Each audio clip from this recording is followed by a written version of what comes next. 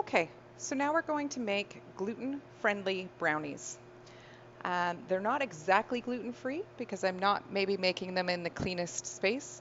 I can't guarantee that there's no flour in this space, but I'm going to do my best by cleaning all of my equipment and all of my space first to make sure that everything I can control, that I've removed all traces of flour that I can. And then I'm going to proceed with making the gluten-friendly brownies. So one of the first things you want to do is take a look at your KitchenAid, and you really want to pay close attention to the whip. So when you're putting the whip on the bowl, sometimes it'll look like this. And can you see this little groove here and this little wire? They need to be tucked into each other. So you want to make sure that the wire is stuck in the groove. Okay? Then I'm going to pop it onto my machine just to get it out of the way. And one of the first things I want to do is I want to whisk my sugar, my eggs, and the maple syrup together, and the vanilla. Put them all in the bowl, and we're going to get them whisking while we do everything else.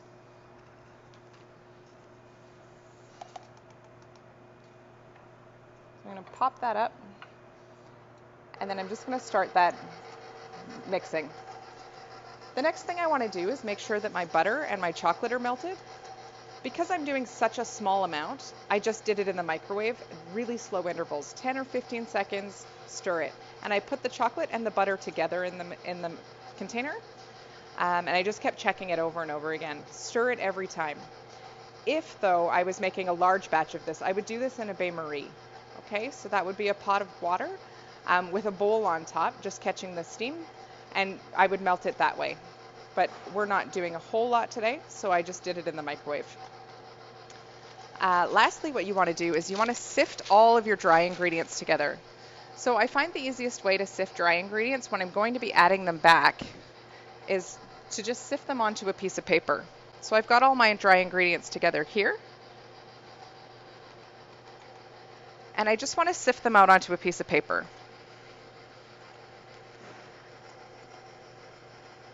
You can see here that I was left with a couple of balls of cocoa powder. So I want to just push all of those ingredients through. So make sure you've got everything through the sifter. Anything that doesn't push through, leave it, okay? Now I've got all my dry ingredients on a piece of paper, and that's going to make it easier for me to add to the KitchenAid later. So I'm going to turn this up just a little bit and give this a really good whisk.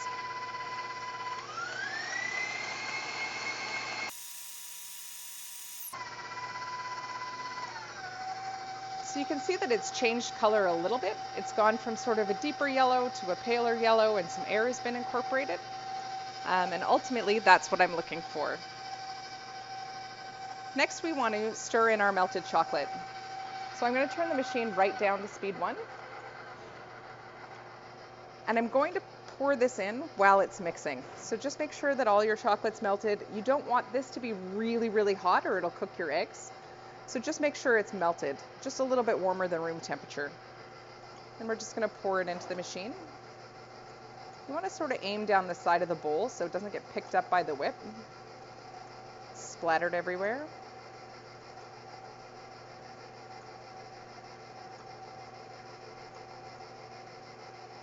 You also want to make sure that you get it all. Chocolate's expensive, and it's the best part of this recipe. So you don't want to leave any behind, or it'll mess with your yield. I'm going to give it one really good scrape just to make sure I've got everything out of there that I can.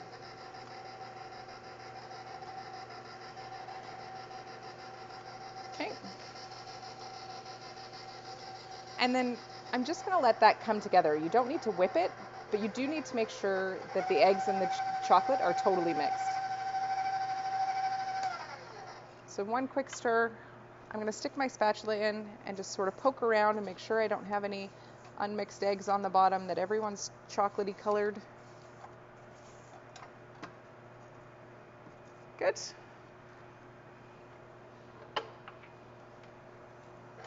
So again, just on low speed because we're just stirring things in at this point. Now I'm going to take my paper and I'm going to fold it I'm going to hold it at the top, and then I can just lean it to the side of the bowl and sprinkle my dry ingredients down the side.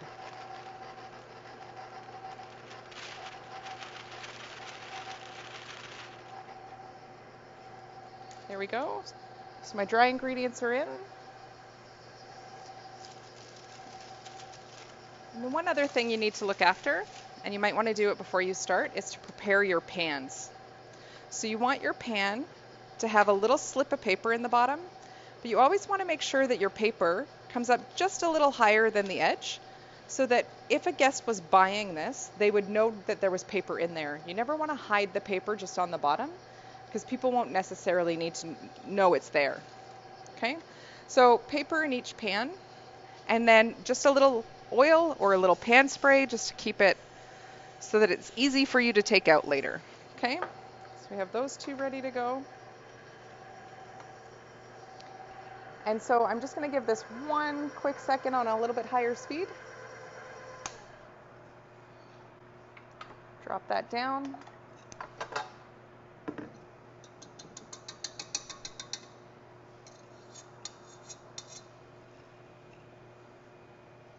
Now, I know you can see that it's not completely stirred in all the way. That's no problem. I'm just going to stir it the rest of the way with my spatula.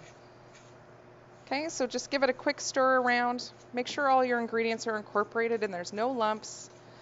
You don't have any dry spots. So I'm going to start by scraping all the way down the sides of the bowl.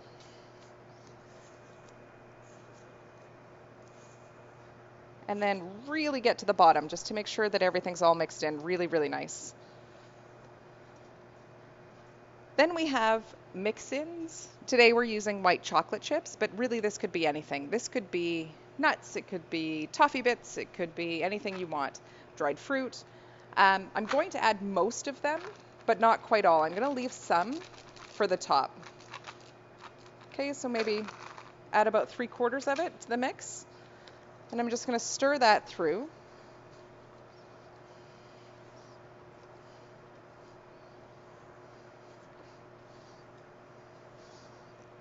And then we're going to scale it out. So everything in baking, it's important that it's nice and even. So I'm going to take my scale, and I'm going to start by putting 500 grams in each tin, just so that I know they're exactly the same when they come out.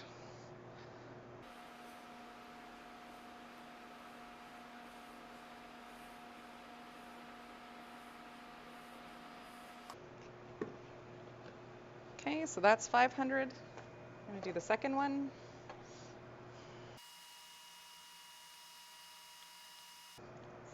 And it looks like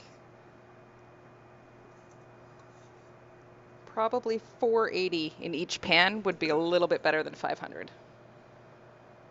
Okay, so I'm just going to put a little bit more.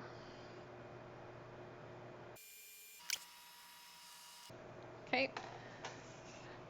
Then you're just going to sprinkle a little bit of your extra topping on top.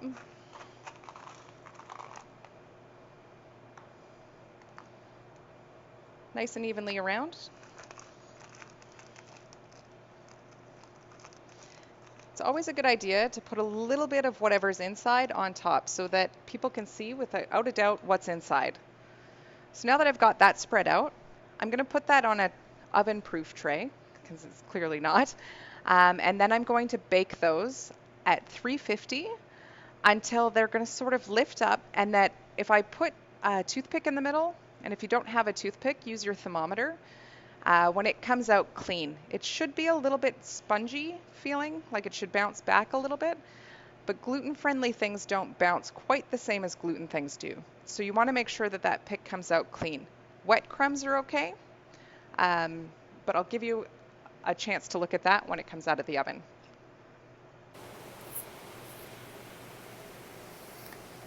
So how can we tell when our brownies are done? So first of all, the surface has gone sort of a nice matte color. You can see that our chocolate chips have caramelized a little bit, and that's okay, but really what you're going to use is your thermometer. And you want to poke always in the center. Okay, don't poke to the sides because they'll be cooked first. You always want to poke right to the center.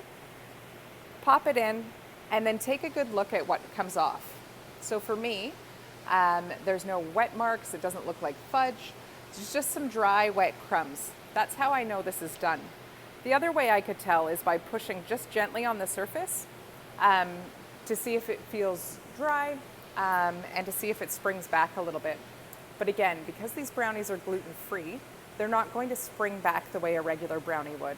So the easiest way to tell is by poking just with your thermometer. These are done. So what we're going to do is we're going to let them cool, and then you're going to eat them. Enjoy.